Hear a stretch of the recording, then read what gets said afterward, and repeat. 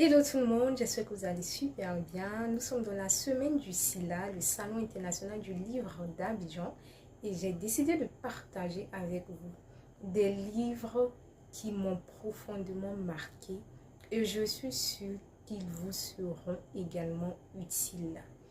Avant tout, je tiens à remercier toutes les personnes qui se sont abonnées. Continuez de le faire, ça donne du courage et ça permet à la chaîne de se développer. Alors, le premier livre dont j'aimerais vous parler, enfin c'est mon livre préféré d'ailleurs, c'est Saisis ta chance de Kevin Lills et Samantha Marsh. Il s'agit de ce livre, de cet ouvrage que j'ai découvert en classe de seconde ou première dans le cadre d'un projet organisé par l'ambassade des États-Unis en Côte d'Ivoire. Il faut dire que ce livre m'a tellement marqué que je me suis dit non, il faut que je l'aie, il faut que je l'achète.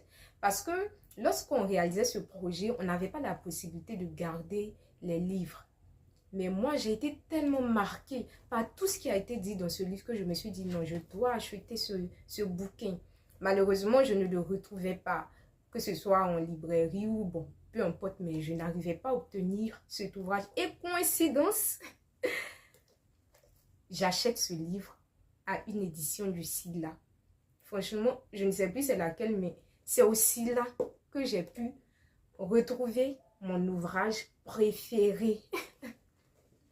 Et je le recommande les yeux fermés à toute personne en entreprise, mais principalement à tout jeune. Parce qu'on sait que généralement, les jeunes, nous, les jeunes, on se pose beaucoup de questions, on a beaucoup de réflexions en tête. Et c'est un ouvrage qui est réservé à tout secteur d'activité. Franchement, ce n'est pas un livre administratif parce que généralement, on a des préjugés. On a des préjugés sur la littérature, sur les écrivains et j'en passe. Et le titre même du livre témoigne que la littérature n'est pas destinée à une catégorie de personnes ou bien à une catégorie d'activités. Parce que ce livre nous parle d'industrie musicale. C'est vrai, les conseils abordés, les conseils donnés ici s'applique à tout secteur d'activité. Mais c'est un livre qui nous parle d'industrie musicale. Le titre c'est Saisis ta chance de stagiaire à PDG, le guide hip-hop pour réussir en entreprise. S'il vous plaît, est-ce que vous avez entendu? Le guide hip-hop pour réussir en entreprise. Mais en fait, le titre même est attrayant.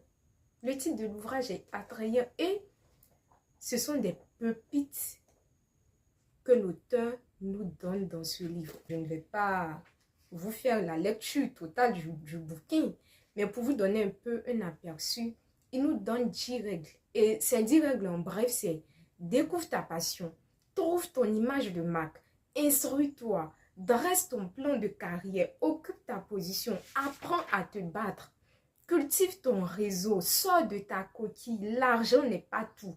Affiche ta souplesse plutôt que ta force. Et pour revenir à la règle numéro 6 qui est apprends à te battre, il y a une phrase dans ce bouquin que j'ai beaucoup aimé et qui est même restée en tête jusqu'à ce jour, c'est dans le hip-hop, on ne se laisse pas abattre, on se bat.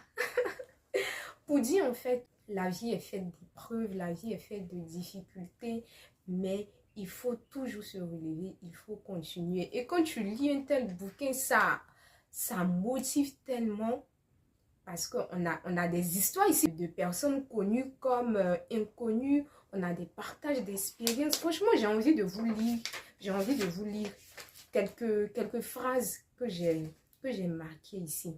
Il dit, qui que tu sois, tu seras jugé en fonction de ce que tu apportes au bilan de fin d'année et de l'éthique de travail que tu respectes. C'est-à-dire, qui que tu sois, on va te juger en fonction de ce que tu fais, en fonction de ce que tu apportes. Il dit encore, quand Lior Cohen était gosse, sa mère lui disait qu'il valait mieux prendre les risques les plus gros quand on est jeune. Si tu te gamelles à ce stade-là, tu as moins à perdre et très souvent, c'est comme ça que tu ramasses le jackpot. Et cette phrase, on l'entend sous une autre forme de nos jours. Effectivement, on entend de plus en plus, lorsqu'on est jeune, il faut saisir les opportunités. C'est le moment idéal pour se lancer, pour se permettre des erreurs. Parce qu'on est jeune, en fait, il ne faut pas se mettre trop de pression.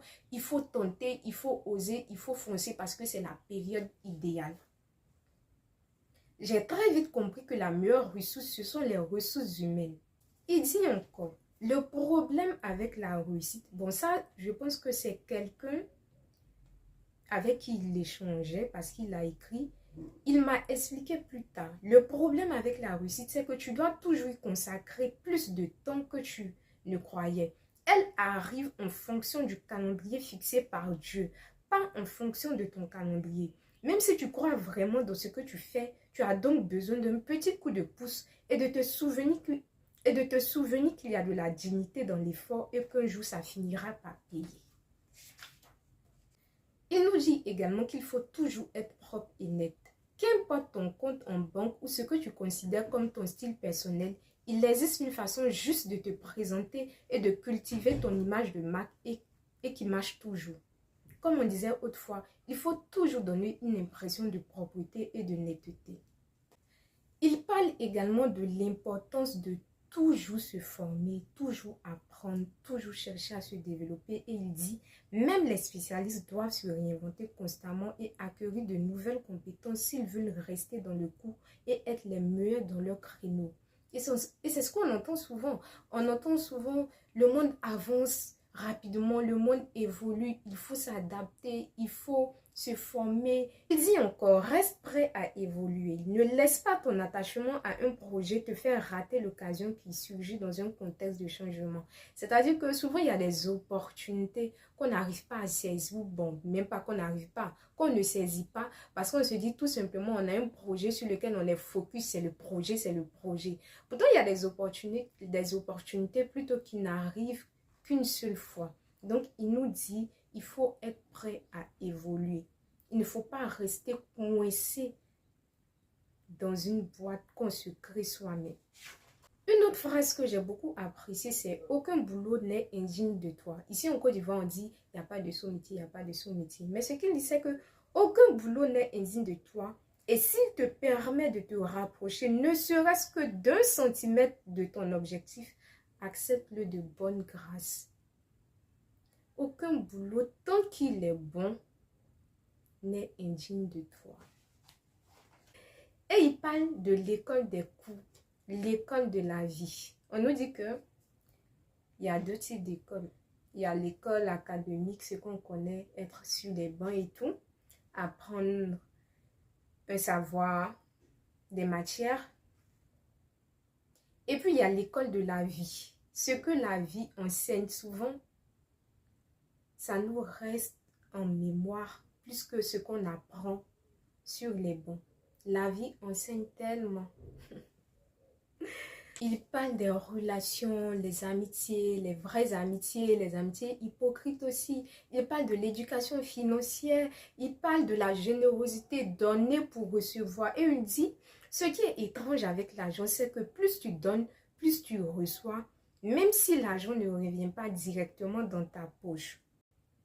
Un don ou un service rendu dans l'état d'esprit juste t'apporte une satisfaction personnelle qui te récompense au centuple de ton effort. Il aborde divers sujets dans ce livre. Transmettre des valeurs, donner l'exemple et aussi suivre l'exemple parce qu'on a des personnes inspirantes autour de nous. Il dit en fait que tout ne tourne pas autour de soi. La preuve, nous sommes nombreux sur cette terre. Il y a des personnes inspirantes. Chaque personne a une histoire à raconter. On a toujours quelque chose à apprendre de l'autre. Aller sur le terrain. Il parle aussi de connaître ses limites, d'être attentif, de faire ce qu'on a à faire tout simplement. Il y a beaucoup de choses à dire dans ce livre et comme je l'ai dit, je le recommande les yeux fermés. Le titre, je le répète, c'est « Saisis ta chance de stagiaire à PDG ». Le guide hip-hop pour réussir en entreprise, il est de Kevin Lills et Samantha Marshall. Alors, c'est tout pour ce premier livre. Si tu es arrivé jusque-là, n'oublie pas de laisser un like et de partager, de me dire surtout ce que tu en penses en commentaire. Peut-être que tu l'as déjà lu et on va se donner rendez-vous pour un prochain livre. À bientôt.